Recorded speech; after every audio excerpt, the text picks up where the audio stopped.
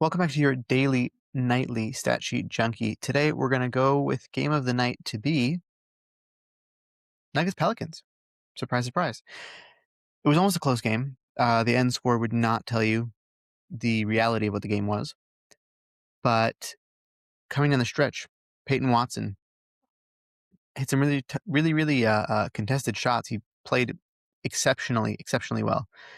He had 31, 7, 5, 2 steals and a block. He's been playing out of his absolute mind. Like he's been averaging like 25 points over the last month. Basically, since like the start of the year, he was very good, and since Jokic has gone out, he's become exponentially better. Jamal Murray also had 35 points, 9 assists. Yeah, this game was really good down the stretch, honestly. Aaron Gordon is back, 16, 7, 2 steals. Jalen Pickett also playing now more. He started for them, 16 points, 6 of 9 shooting, 4 of 6 from 3. Spencer Jones, his contributions have dropped a little bit. I think is because he was a big Jokic guy. Jokic likes to pass to him in the corner, and Jokic is out right now, so not much help. Zeke Naji played 22 minutes. Bruce Brown played 24 minutes. Tim Hardaway Jr. played actually 33 minutes with a 14% contribution. Cut that part out. Tim Hardaway had 18 points, 33 minutes. So that's pretty good also. On the other side of the ball, Trey Murphy had a 31-point game with 5 rebounds, 2 assists, 11 of 18 shooting, 4 of 8 from 3. I know that people keep talking about him and how much his value is and all this stuff, but I really think that people still don't properly value Trey Murphy III. Like his offensive development is. I'm trying to think of a player that it reminds me of that he developed to such an extent that I did not think that he was capable of necessarily. Cut that part out. It reminds me a little bit of Jimmy Butler. He was clearly a good shooter coming out of the draft in college also. I didn't know that he had such an ability to be on-ball shot making as a player. And man, now he's an incredible player. He really is an incredible player. And I think that the Pelicans should really value him, especially now with Derek Queen on this team. Like his fit next to Zion was obvious. His fit next to Derek Queen is also just as obvious, honestly, with the play style. And I just feel like don't let him go, because I don't think that you're going to get another player that's able to be like him. I don't think there's much more progression to go. I think he's about 27, I want to say. But the progression that he's come to at this point, like how complete his game has become as a 3-and-D all the way to like, there's no way to really, it's just all around. His game is really all around. He's really able to play very effective defense because he's so long.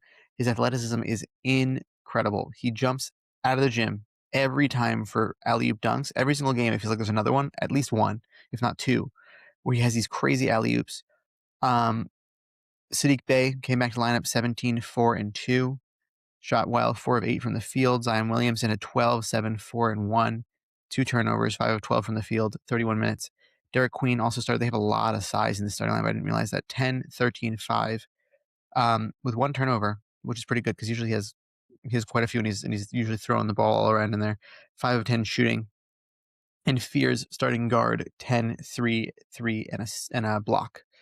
Jordan Poole came off the bench as 6-man, 16 points. That was a better shooting game, 4 of 9, 4 of 7, and 4 of 4 from the line. The past few games, he's been on and off. There was a game that he missed 2 games ago with injury, but I think that his shooting is kind of coming around a little bit. He looks to be more comfortable out there. And Jordan Harkins has gotten some more playing time in the past few games, 6 points, 5 rebounds, 2 assists. Yuzmisi has also played some more, which is interesting. Jose Alvarado didn't play, neither did Herb Jones. Bryce McGowan's also didn't play. Their depth is a little bit strange. I don't want to tell you that the next guy up is better than the guy that's already playing sometimes, but ultimately, Nuggets winning 122-116 was, while you're watching this game, like really I thought that it was 50-50. And the Nuggets pulled off a really nice win. And I just like seeing the supporting cast around Jokic. be able to play through clutch situations like this, especially with Peyton Watson. I don't think that, like, a lot of people say, like, oh, like, you're going to have to pay him. I don't know if they can pay him. I don't know if they're able to. Their books are so filled up with other players. Christian Brown isn't even playing again. They paid him a lot of money. And I wonder if they're going to try to move somebody in order to be able to pay Peyton Watson, because it's such a hard sell to even think about giving him up for somebody else, because he's really become very, very good. Next, one of my favorite games of the night, bias as a Thunder fan, the Oklahoma City Thunder beat the San Antonio Spurs 119-98. SGA scored 34. They just looked like themselves out there. It was great. You could see it from the box score as well. They just hit a few more three-pointers, but that few more three-pointers really contributed to a much, much better game for the Thunder. The Spurs were also not hitting shots like they were the last time that they played them, but their three-point percentage for both teams was basically around the same amount. As I said, SGA 34, 5-5 with 4 blocks, 11 of 23 shooting, so not his best shooting percentage, but 11 of 13 from the line. Classic Shea. Jalen Williams had a better shooting game as well, 20 points, 3 assists, 2 steals, 9 of 15 shooting, 3 turnovers, still needs to take care of the ball better. He's rounding into form again. Chet Holmgren, 8, 10, 3 blocks, a turnover. He's got a hard time versus Wemby. It's ridiculous that the 7 foot, how tall is Chet? 7'1", 7'2" center is playing as Wembanyama, and he looks like he's too short to guard him, because Victor Wembanyama is like 7'4". It's insane. 7'5" even, who knows? So he looks a little bit discouraged when he plays against Wembanyama, but as a Thunder fan, I'm going to need a little bit more from Chet next time they play. Just keep your confidence. It's really hard. I understand against Victor, but like, just stay aggressive, really. Kayson Wallace started 6-1 and 3 steals, that is 2 of 3 from the field. He doesn't really, he's just playing a lot of defense when he's out there. That's the truth. I love Kayson Wallace. And Aaron Wiggins filled in that next starting spot because Lou Dort was out. 5-5 and 4 with 2 blocks, 1 of 5 from 3. But overall, it felt like he made more shots as I was watching the game. Alex Caruso came off the bench, 13 points. AJ Mitchell definitely contributed 11, 6, and 4 with a steal. And Jalen Williams, center Jalen Williams, also played finally. So they have a backup center who's also playing alongside one of their other centers. 11 and 10 with 5 assists and 2 blocks. So that was a much, much needed return from Jalen Williams, because otherwise they really need rebounding help, and they really need, like, Isaiah Hartenstein didn't play this game. Brandon Carlson didn't play this game, I'm not writing home about Brandon Carlson. I haven't really seen much to be so impressed by. But moving over to the other side of the ball, Stephon Castle shooting 5 turnovers though, 3 of 5 from 3 and 5 of 7 from the free throw line. His 3-point shooting has improved, which is a good sign for him. Victor Wembanyama 17, 7, 1 and a block, 7 of 15, 28 minutes. He started this game, finally. Wemby started this game. He went out. They were really on a run. He went out at the end of the first quarter, I want to say. His playing time is going to be an issue if this is a long-term solution that they found, because the on-off numbers you'll probably see are going to be insane. His effect when he's on the court is immense. When he steps off the court, you really see that this team, they're just struggling to keep up, and it's not their fault, because the talent level is just different. You know, Victor Wembanyama is like potentially, looked at to be maybe the greatest of all time. Who knows? I don't think so, but who knows? But if you can't stay on the court, you can't really do that. Okay. De'Aaron Fox, 5 of 9, 14, 5 and 5, 34 minutes. Next, the Lakers beat the Hawks 141-116. LeBron James, 31, 9 and 10. A great game from the 41-year-old. He's incredible. LeBron James is incredible. Nothing else to say. He's just great. 12 of 20 shooting, 2 of 4, 5 of 6. Luka Doncic chipped in with a 27, 5 and 12. No big deal. Nothing too crazy. 7 turnovers, 7 of 16, 5 of 9. Don't get mad. Don't get mad. Luka, I want more. You're Luka friggin' Doncic. Come on. You can do it. I believe in you. You have stories about you're trying to get Jackson Hayes Slovenian citizenship so he can come play with you in the Olympics and all this good stuff. I need more. I really need more. And I'm saying this because you're up to par. You have it in you, and I want to watch the Lakers be a successful winning team. Now that they're not now, but I know you could have it in you to do more, and I want to see it. I want it to happen. Jake LaRavia, 17, 4, and 3, filling in for Austin Reeves, who is still out 6 of 10, shooting 3 of 4 from 3. DeAndre Ayton had a very good rebounding game, 17 and 18. 15 defensive rebounds, though, so 3 offensive rebounds. We'd like to see a little more, but still. 7 of 9 shooting, 3 of 3 from the line. Marcus Smart, 16, 5, and 4, with a block, 4 of 5 shooting. That's pretty good. 6 of 6. They play 5 times this week. Pretty crazy. Good bounce back game from him. Rui Hachimura ended up playing 18 minutes. Probably for the best. On the other side of the ball, Nickeil Alexander-Walker had 26 points, 4 and 3, 10 of 16 shooting, 5 of 9 from 3. Jalen Johnson. This is a rare occasion from Jalen Johnson. 5 of 17 shooting, 1 of 7 from 3. 13 points, 3 rebounds, 6 assists, and a steal. Vit Krejci, 11, 2 and 4. Nothing too impressive in the starting lineup, though. Dyson Daniels, 8, 8, 5, and 2 steals. 4 of 6 shooting, and Onyeka Okongwu, 7, 8, and 4. These are, I think, across the board, like season lows for these people. Obviously not season lows, but they usually do much better than this, and I think that the Lakers really came out to play this game. CJ McCollum off the bench, 25 points, 11 of 23, shooting 2 of 8. I think this is a perfect spot for him, by the way. I didn't get to talk about this because I don't think I was recording at the time. Trae Young to the Wizards is perfect. It's a perfect fit as far as what they're looking to do, as far as how the offense can run. CJ McCollum and Corey Kispert to the Hawks, I think, are also just about as perfect as you can get. Corey Kispert had 19 points, 6 of 11, shooting 3 of 7 from 3-point range. Yeah, I happen to like what the Hawks got back. They got absolutely demolished by this Lakers team, but it happens.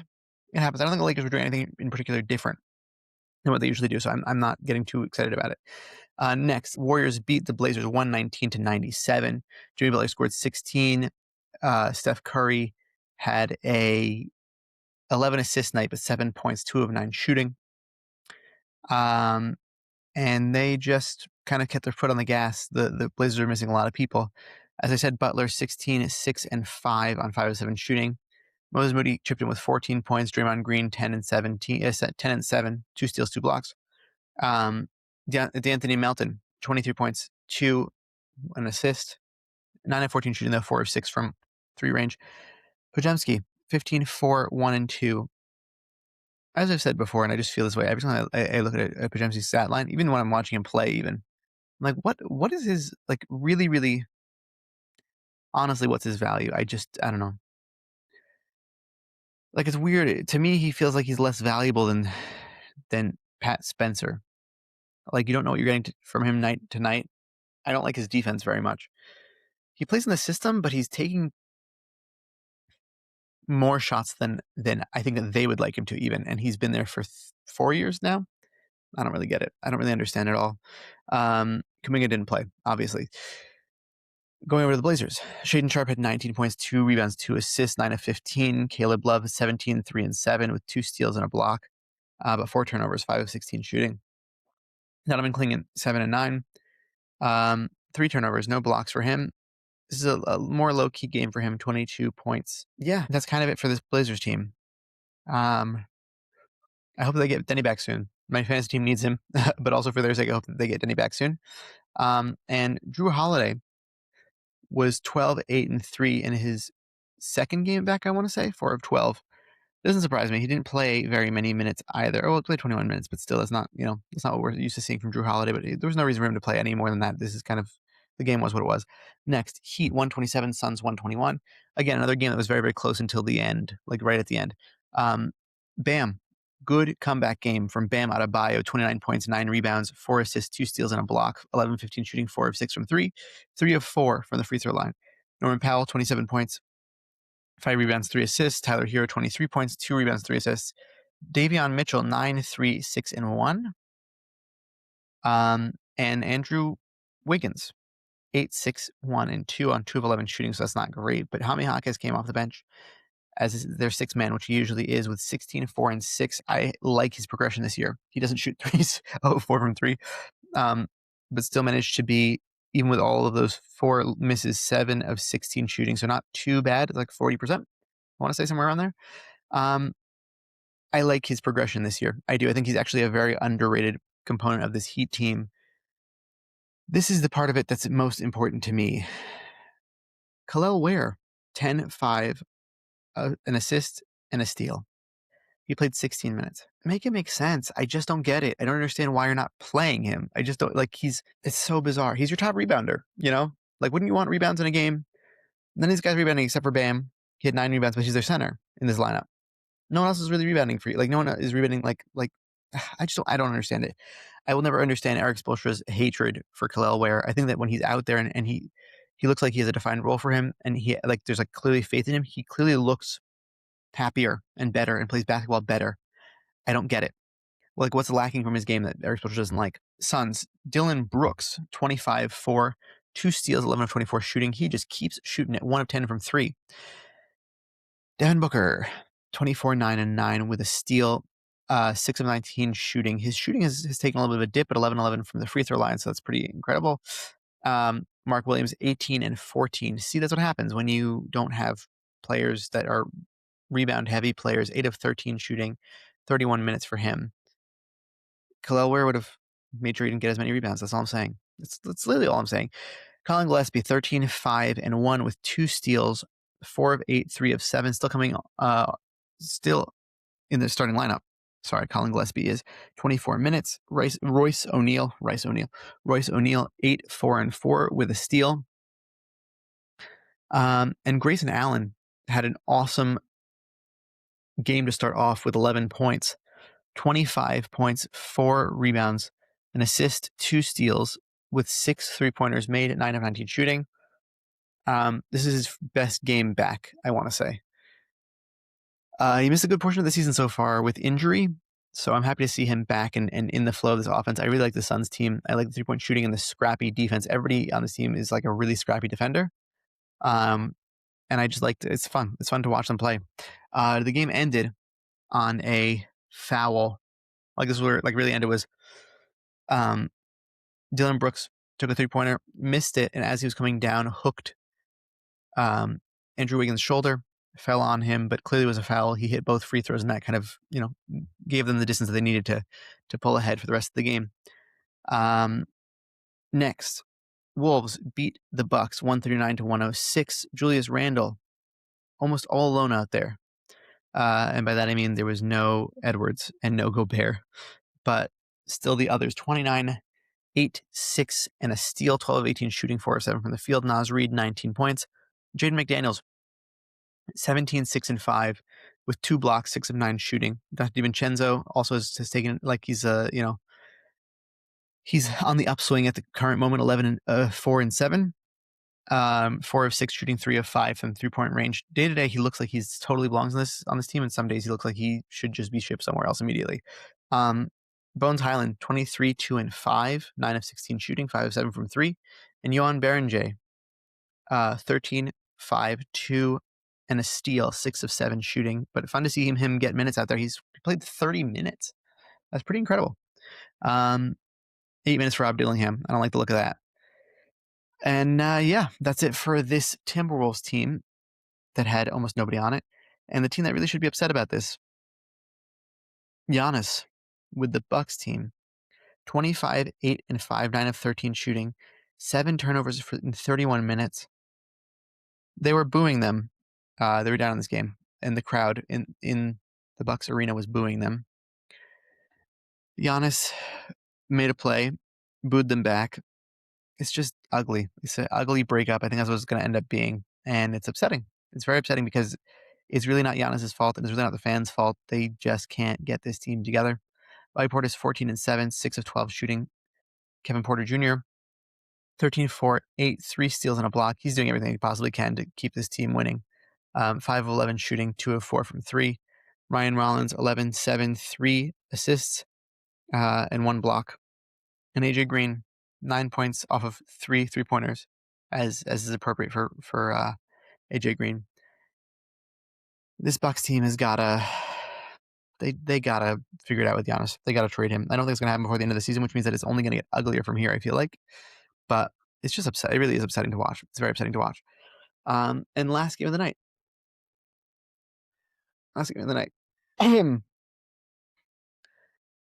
The Rockets beat the Bulls 119 to 113. I'm going to start with the Bulls. If I told you their lead player had 34, 2, and 7 with a steal, 11 of 12 shooting, 5 of 6 from three-point range, 7 of 8 from the free throw line, who would you think that was? And if I told you Trey Jones, would you believe me? Trey Jones, I just like him, man. I like him. I like what he brings to the court. I like him as a point guard. He's much better than his brother. So much better than his brother. Hits 3-point shots, 5 of 6 3-pointers. Come on. That's incredible. This Bulls team is fun to watch. I don't care what anybody says. It is fun to watch when they're doing this in this Billy Donovan system. Josh Giddey's been out for quite a while at this point. Secondarily, Montes Buzelis has blossomed here since Josh Giddey's been out with 19, 6, and 2. 7 of 14 shooting, 2 of 7. This is one of his worst stat lines for the past few weeks. He's really, really developed into something pretty fun to watch, and he's good defensively as well. Nick Vucevic, 14 points, 7 rebounds, 5 assists. So he's doing his all-around game that he usually does. 2 blocks, a steal, 7 of 19 shooting. Jalen Smith in the starting lineup has put up some pretty good stat lines. 14-9 with 1 turnover, 5 of 13 shooting. Isaac Okoro has been their defender. He's been in the starting lineup, I think most games this season for them. I like him as a defender. I think a lot of people give him a lot of flack. I happen to really like him as a defender, and I think he's like a good modern mobile defender. I think that at some point his 3-ball will fall. We got a lot of people gave us a hard time last season when they traded Lonzo for Isaac Okoro, and I said he was a 3-and-D guy. I understand he's not really a 3-and-D guy. He's more of a defense guy. His offensive game is what takes him off the floor. When you have faith in a player like this, they played him 25 minutes. That's a very solid amount of time. He's a starter. When you play a player like this and you have confidence in him being out there, that's how you develop the ability to score more effectively. And I think that he will. I really think that he will. I like Isaac Okoro. I think he's very underrated. I think he has good potential, much better than like a Patrick Williams, you know? Kevin Huerter, 11-14, 2 assists, 2 steals, and a block, 4 of 10 shooting. I love Kevin Huerter, but this team ultimately lost to the Rockets. Kevin Durant, 28-10, 4 assists, 12 of 24 shooting. Amen Thompson, 23-5, 2 assists, 2 steals, 6 of 10 shooting. 10 of 10 from the free throw line, which is great from Amen Thompson. Keep that up. We want to see that more. Alperen Şengün, 23-7-11. Very nice to have him back. A block, 10 of 18 shooting, 3 of 4 from the free throw line. Jabari Smith Jr., better game from him than has happened recently, 18-7. Josh Okogie is the other person that they have in the starting lineup now. That's an interesting choice. I know that Ime Udoka likes that kind of player. And Reed Sheppard had another kind of rough one. He's been in a little bit of a low patch, but this team is not yet back at full health. Hopefully we'll be shortly with Tari Eason and Dorian Finney-Smith coming back to play more regularly. Aaron Holiday also needs to come back. This Rockets team, I think they might need to make a trade, honestly. I don't know if they can afford to wait for Fred VanVleet to come back. So I'm excited to see what happens. Trade deadline is soon. We have another couple of videos coming out. All different kinds of blind ranking stuff, who wins, things like that. So stay tuned. That was your daily, nightly Net Sheet Junkie.